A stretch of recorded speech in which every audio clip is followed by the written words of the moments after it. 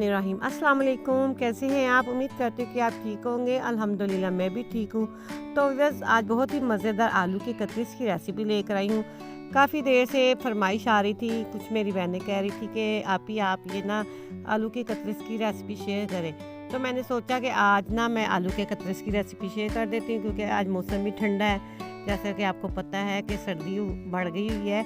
आप सर्दियों के मौसम में से दोपहर के साथ चाय के साथ इंजॉय करें, या अगर रमज़ान शरीफ भी आ रहा है तो आप रमज़ान में भी ये रेसिपी ज़रूर बनाइएगा। बहुत ही मज़े की और बहुत ही सस्ती ये रेसिपी तैयार होती है। तो शुरू करते हैं हम अपने आलू के मज़ेदार क्रिस्पी से स्नैक्स। तो यहाँ पे सबसे पहले मैंने बोल के अंदर बेसन डाल दिया, आधा पाव तकरीबन मेरे पास बेसन है। और इसके अंदर मैं डालूँगी ज़ीरा, 1 चम्मच इसके अंदर ज़ीरे का जाएगा, साबुत सफ़ेद ज़ीरा। और अब साथ इसके अंदर जाएगा लहसुन और हरी मिर्चें, 2 हरी मिर्चें और 2 लहसुन के मैंने जवे ले लिए हैं। इसे मैंने चॉप कर लिया मोटा मोटा, वो इसके अंदर डालूंगी। 2 लहसुन के जवे हैं और 2 ही हरी मिर्चें हैं। और साथ इसके अंदर जाएगा हरा धनिया, बारीक कटा हुआ हरा धनिया, वो मैं इसके अंदर डालूंगी थोड़ा सा, ज़्यादा नहीं डालना, बिल्कुल हमने थोड़ा सा डालना है। धनिया डालने से इसकी लुक बहुत खूबसूरत आती है। अब इसके अंदर जाएगा नमक, आधा चम्मच इसके अंदर मैं नमक का डाल रही हूँ। और साथ ही जाएगी लाल मिर्च, 1/4 चम्मच ना, आधे से भी कम वो लाल मिर्च का इसके अंदर जाएगा, क्योंकि मैंने हरी मिर्चें भी डालनी है, साथ ना कुटी हुई मिर्चें भी डालनी है। और अब इसके अंदर जाएगी ना कुटी हुई लाल मिर्च, गरा मिर्च जिसे हमें बोलते हैं ना, वो भी हम 1/4 चम्मच ही डालेंगे, ज़्यादा नहीं डालेंगे। और साथ इसके अंदर अब डालूंगी मैं हल्दी, आधा टीस्पून इसके अंदर हल्दी का जाएगा। हल्दी डालने से इसका कलर बहुत खूबसूरत आता है। और अब इसके अंदर मैं डालूंगी पिसा हुआ गरम मसाला, 1 टीस्पून इसके अंदर पिसा हुआ गरम मसाला जाएगा। और थोड़ी सी मैं डालूंगी इसके अंदर अजवाइन, थोड़ी सी डालनी है। अजवाइन डालने से इसकी बादी ख़त्म हो जाती है। और साथ इसके अंदर जाएगा मीठा सोडा, 1 चुटकी के करीब। यहाँ पे ना मैं मीठा सोडा डाल रही हूँ, ज़्यादा नहीं डालना। सोडा डालने से ये होगा कि ये जो हमारे स्नैक्स हैं ना आलू के, ये बहुत ही क्रिस्पी तैयार होंगे। अब इन सब चीज़ों को पहले मैं मिक्स कर लेती हूँ, फिर बाद में पानी के साथ इसे मिक्स करूँगी, ताकि ये अच्छी तरह से जो मसाले हैं ना इसके अंदर ना मिक्स हो जाएं। ये देखिए माशाल्लाह से इसके अंदर कितनी अच्छी तरह से मसाले मिक्स हो रहे हैं।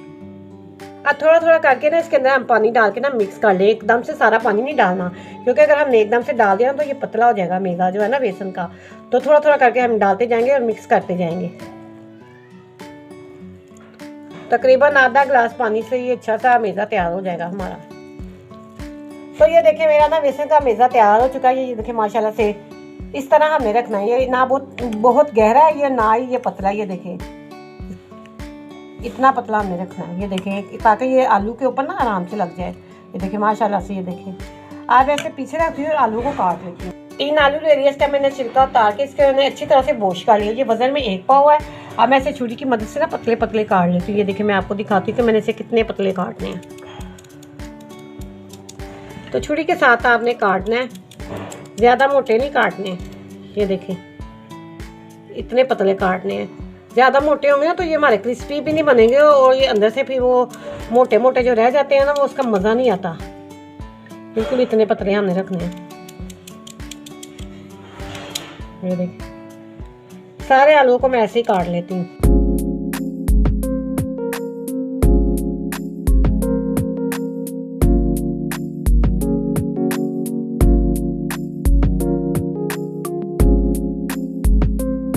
तो यहाँ पे मैंने अपने सारे आलू काट लिए। देखिए कितने प्यारे ब्रीक ब्रीक मैंने काट लिए। देखिए आपने इसको मोटा नहीं काटना, बिल्कुल ऐसे ही काटने हैं। अगर क्रिस्पी आपको चाहिए ना ये आलू के स्नैक्स हो, तो बिल्कुल इसी तरह हमने ब्रीक ब्रीक काटने हैं। अब मैंने ना चूल्हे के ऊपर रखती हूँ ऑयल गर्म करने के लिए, और साथ ही से हम फ्राई कर लेते हैं।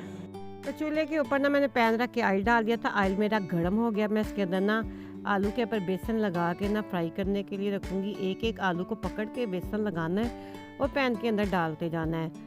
और आपने उतने इसके अंदर डालने हैं जितने आसानी से डाल सके। यहाँ पे मेरी एक सिस्टर जैनी एडिश, वो मुझे कमेंट्स में आके कहती थी कि आंटी प्लीज़ हमें ये स्नैक्स की रेसिपी दे दें, आलू के स्नैक्स की। तो वो मेरी लाइफ में भी आके यही कहती थी कि आंटी ये आलू के जो है ना कतरीस वाले स्नैक्स मुझे रेसिपी शेयर करें। तो आज मुझे टाइम मिला, थोड़ा सा मैं काफ़ी बिज़ी थी, तो मैंने कहा चले आज जैनी की फरमाइश पूरी कर देते हैं। और भी बहनें मेरी सिस्टर्स कह रही थी, तो मैंने कहा चले आज मैंने इनकी फरमाइश पूरी कर देती हूँ। तो इसके अंदर जितने आलू आ सके ना मैंने उतने डाल दिए, आसानी से जितने आ सके उतने ही डालने हैं। तो 2 से 3 मिनट एक साइड पकाने के बाद मैंने इसकी साइड चेंज कर लिया। ये देखिए कितना खूबसूरत कलर आ रहा है। तो आपने इसे ना मीडियम आंच पे पकाना है, फुल आंच पे नहीं पकाना। फुल आंच पे ये अंदर से गलेंगे नहीं, कच्चे ही रह जाएंगे। मीडियम आंच पे पकाना है।